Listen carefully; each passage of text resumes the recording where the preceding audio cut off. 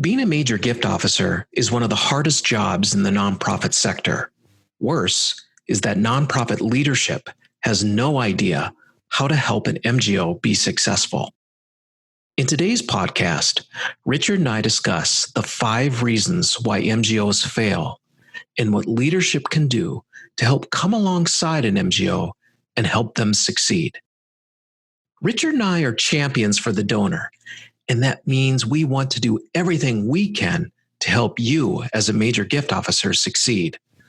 Find out today how you can be best supported so that you can find that success and joy in your work. Welcome to the Nothing But Major Gifts podcast from Veritas Group, featuring Richard Perry and Jeff Schreifels. Twice a month, we bring you the latest and best thinking about major gift fundraising, so you can develop authentic relationships with your major donors. Here are your hosts, Richard and Jeff. I have Richard Perry with me, and Richard, I love this topic we're covering today because this is one that many nonprofit leaders, they complain to us about all the time. And it's funny because typically they're the reason for the problem. I know, exactly. And the complaint we hear is this: why is it so hard for my major gift fundraisers to raise a 6 or 7 figure gift or even more? I mean, it's just so frustrating to me. That's what they say. I know. I mean, we get why a leader is frustrated, but typically it's their own lack of leadership. That's the biggest hurdle to obtain. It really is. What we've really call a transformational gift. So today, I'd love for us to talk about the 5 reasons why MGOs fail at getting a larger transformational gift. That's it. That's what we're going to talk about. That's good. So let's get into the 5 together. So number 1, poor or non-existent donor offers. This is huge right here. It is huge, and it's what we would call in the commercial world the product. Yeah. You know, there's no product. In other words, the major gift fundraiser doesn't have a product to sell. Right. And it's not enough just to go to a donor and tell them to support the general work of the organization. Right. The truly large and transformational giving, you know, it occurs when the organization has compelling donor offers that match the donor's interests and passions. I mean, that's the bottom line. It's amazing how leaders don't get this. And so they don't support trying to figure this out. And so no donor, I mean, it's rare when you hear a donor giving a $10 million gift for overhead or for just general, just do whatever you want with it. No, very rare. Very rare. And in fact, we've seen over and over again over the years we've been working together on this, Jeff, we've seen that in fact, when you can provide something that's specific that matches the donor's interests and passions, that the giving just jumps exponentially. I mean, it just goes nuts. It moves from $5,000 to $4 million. Yeah. It moves from $400,000 to $9 million. That's right. It moves in these huge leaps, and it makes sense. Now, in order for the organization to do this, you must work and train development personnel about what they need to do to create effective donor offers, and work and train program people and finance people, you know, about the critical role that they play in helping these frontline fundraisers to create compelling donor offers. I mean, that's basically it. And then to train leadership and managers and so on the important role that they play in creating and cultivating donor offers. I mean, this is what we got to do. If you can give that to the MGO, I mean, that's like gold for them. It is. It'll make all the difference in the world. All right. So that's number 1, poor or non-existent offers. So number 2 would be talent or labor that does not fit the job, or if they do, is not prepared and trained to effectively manage and cultivate major donors. Yeah. So there's 2 things there. One is, okay, does the major gift officer fit the job? You know, does that person fit do they have the characteristics? Many times they don't. No. And, you know, so let's talk about, what are some of them? The ability to embrace that it's a long game. The ability to think big and believe that good things are going to happen. Having good people skills. The ability to ask effectively and the ability to manage their own fear around all of this, because a lot of major gift officers create stories in their heads about donor. Oh, I can't talk to that donor. They won't, I can't do, and it's not true. We know this over and over again. Well, and so the important thing is if you have a major gift officer that doesn't fit the job, you need to do something about that. Or if they do fit the job and they're not prepared, that's the other side, and trained to effectively manage and cultivate major donors, then you've got to do something about that as well. So we're basically suggesting. I mean, that's why we created the Major Gift Academy. Exactly. I mean, here is a online program that every nonprofit can utilize, because we keep the costs at a reasonable, but anyone, small or large, could send their MGOs through a program that really gives them all the necessary skills, understanding philosophy of what major gifts is all about. Precisely. So that's the second reason.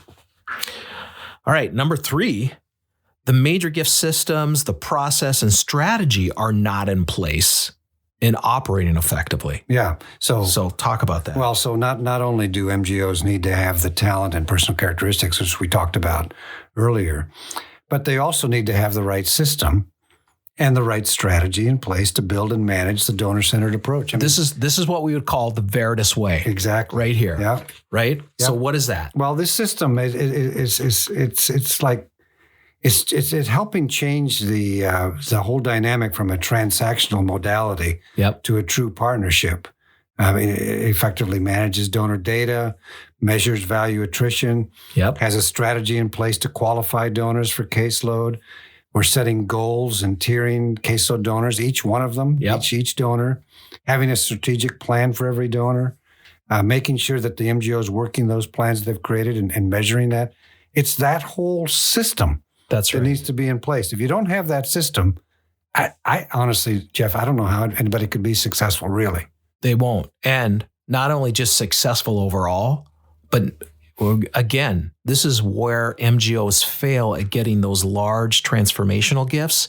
If they don't work within a structure like this and over time be able to build relationships with donors because they have that structure, there's no way they're going to see those transformational gifts. Exactly. I mean, structure is so important. Here's the fourth reason: a culture that is not supportive of effective major gift fundraising. A culture that's not supportive of effective major gift fundraising.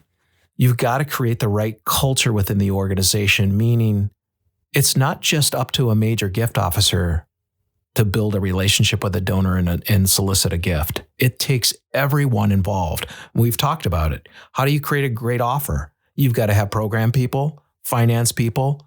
Everyone has to understand and embrace what major gifts is all about, but also just fundraising in general. How many nonprofits do we know that disdain fundraising?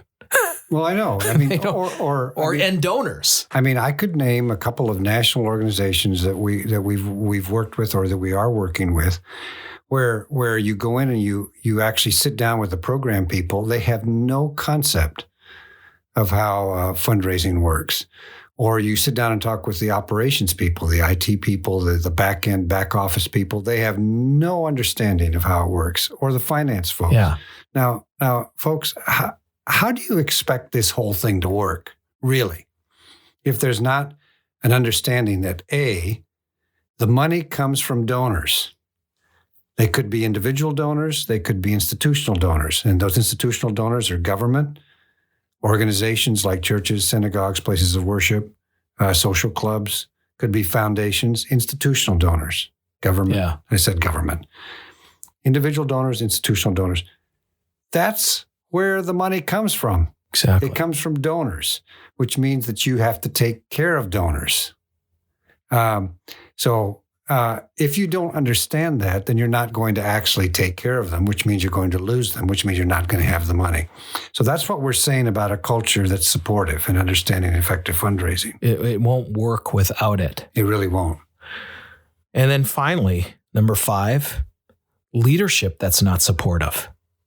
So that's a big one. I mean, if you as a leader expect that your major gift officers are going to bring 6 figures, 7 figures, even more types of gifts, you have to be directly involved and embrace fundraising embrace donors, understand what Major Gifts is really all about, how it works, how long it takes, and you understand that it's all about building relationships with donors and supporting all of that, that's what it takes to build a major gift program.